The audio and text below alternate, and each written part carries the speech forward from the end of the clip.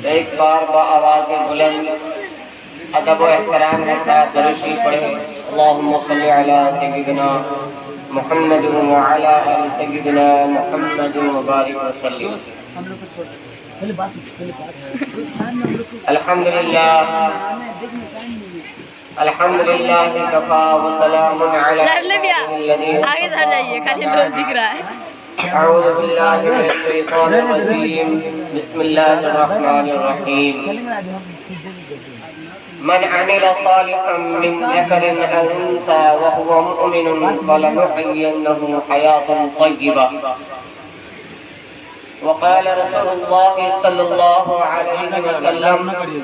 حبب إلي من دنياكم الطيب والنساء وجعلت قرة عيني في الصلاة صدق اللہ العظیم۔ محترم بزرگوں، دوستوں، عزیز ساتھیوں، پیارے بچوں، پردہ نشین خواتین، ماں اور بہنیں، اللہ تعالیٰ کا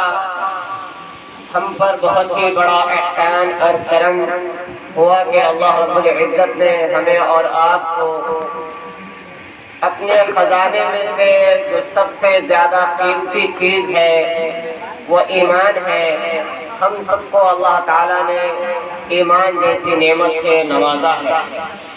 اس پر ہم اور آپ اللہ رب العزت کا جتنا بھی شکر ادا کریں کم ہے،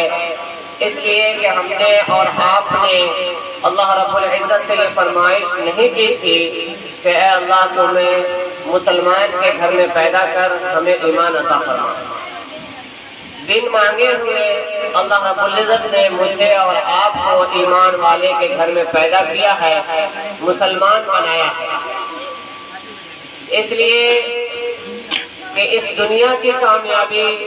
اور مرنے کے بعد کی جو زندگی ہے لامحدود زندگی ہے، آخرت کی جو زندگی ہے کبھی ختم ہونے والی زندگی نہیں ہے۔ میرے بھائیوں بزرگ دوستوں، اس کی مثال کیوں سمجھیے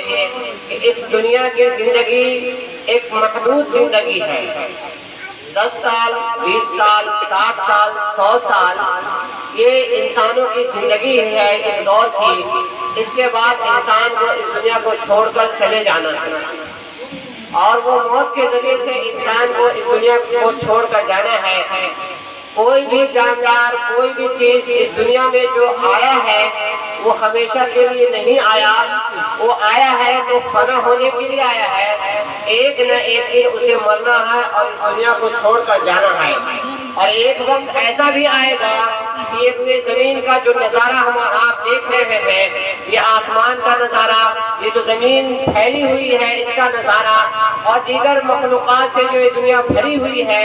اس کا نظارہ جو ہم اور آپ اپنی آنکھوں سے دیکھ رہے ہیں، ایک نہ ایک دن یہ بھی آئے گا کہ یہ روئے زمین ساری کی ساری ختم کر دی جائے گی، یہ کائنات سارا کا سارا ختم کر دیا جائے گا، یہ آسمان سارا کا سارا لپیٹ کر رکھ دیا جائے گا، غرضے کہ ہر چیز فنا ہو جائے گی، باقی رہنے والے صرف ایک وحدہ لا شریک لہ اللہ رب العزت کی ذات ہے۔